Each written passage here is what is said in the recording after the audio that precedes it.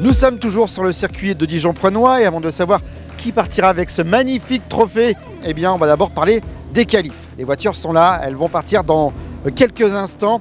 Une seule séance ce week-end puisqu'il n'y a qu'une seule course et vous connaissez le principe, deux pilotes qui se succèdent, on additionne leur meilleur temps et ensuite les 15 meilleurs partiront pour une super pole. Alors forcément vous imaginez que pour ce dernier rendez-vous de l'année, ils veulent tous signer la pole position. Surtout la 61, l'Auto Leclerc, ce serait quelques points de plus marqués. Et sachant aussi qu'ils n'ont pas vraiment profité de leur matinée pour faire des réglages suite à une grosse sortie de piste et 3 à 4 heures de réparation.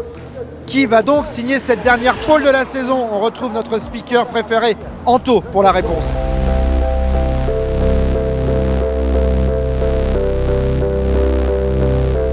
Effectivement, Patou, à l'issue de cette séance de super pole position, avec une petite nouveauté, un tirage au sort qui a été effectué permettant aux 15 plus rapides de la séance de qualification de se positionner en épi devant les stands. 34!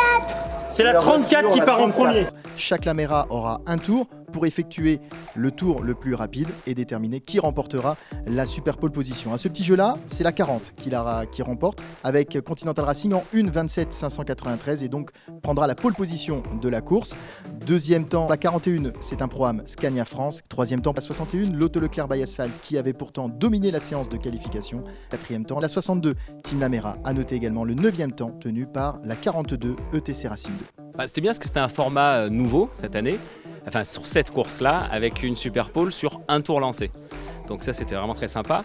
Mais avant de faire la super pole, il fallait que les équipiers ils assurent pour pouvoir aller en super pole. Donc comme d'habitude, ils ont été au top les deux. Donc on est allé en super pole. Et puis la super pole, il faut faire le meilleur tour sans se louper parce qu'on n'a qu'un tour lancé, sans sortir des limites de la course que Jackie est intransigeant. Et puis ça s'est bien passé. Ça s'est passé assez fin avec Alain Ferté qui est à quelques millièmes, Manu qui est pas très loin et qui est jamais très loin. Donc au global c'était pas large comme pole mais c'est la pole, donc c'est l'essentiel.